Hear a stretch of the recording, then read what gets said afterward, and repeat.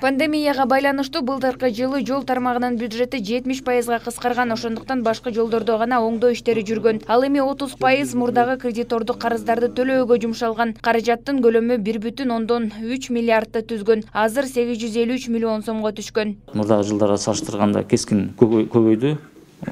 Бөлүнгөн каражаттын көлөмү.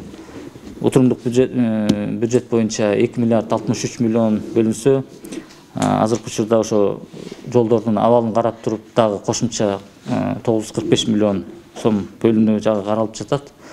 Жакын арада 3 миллиардка көтөрүлсө, буюрса быйыл жергиликтүү маанидеги, мамлекеттик маанидеги жана эл аралык маанидеги жолдордун баарында тийиштүү жол иштерин жүргүзүүгө толук мүмкүнчүлүк болот. 2021 жылдын жыйынтыгы менен уруксат кагаздарын берүү, салмактыш өлчөм көзөмөлдүү айыппулдарды чегерүүдө 50 миллион сом 922 сомдон ашык каражат түштү. Бул тууралуу маалымат жыйында автомобиль, суу транспорту жана салмактыш өлчөм көзөмөлдүү агенттигинин директору Шухрат Айтиев билдирди.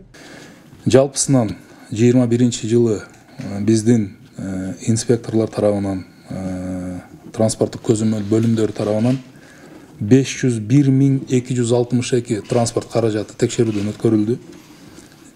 20 жылы болгон 394.705 түзгөн бул көрсөткүч.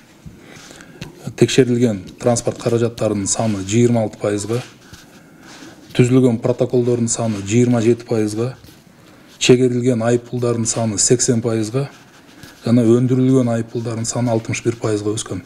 Өлкөнүн түштүгүнө 11 вагондон турган үрөн Өзбекстан аркылуу жеткирилди. Бул тууралуу Кыргыз темир жол ишканасынын директорунун орун басары Дастан Усубакунов билдирди. Ошондой эле Усубакуновдун айтымында Кыргыз темир жолун өнүктүрүү үчүн Кыргызстан менен Түркиянын ортосунда келишим түзүлдү.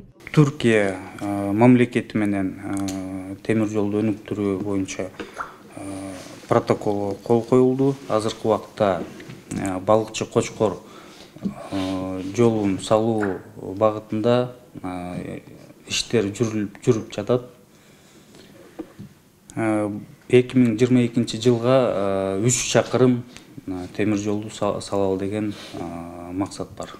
Министрдин орун басары буга чейин көйгөй болуп келген жолдордун сапаты эми жакшырарын билдирди. Себеби атайын фонд түзүлүп, андагы комиссия эми жолдордун сапатын мурдагыдан жакшыраак көзөмөлгө алмакчы. Зымрат Эркинбекова, Биназир Хадлова, Марал Кабар.